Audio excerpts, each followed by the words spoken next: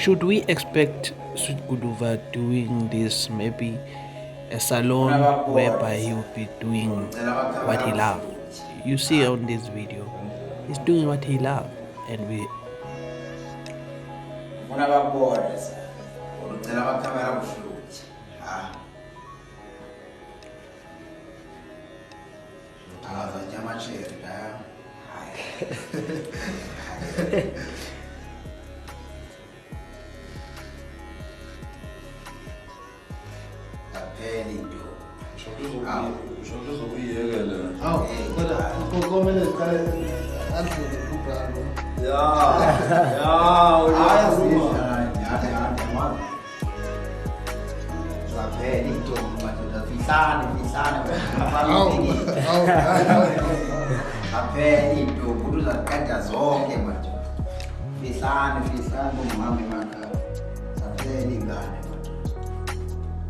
Zapeni.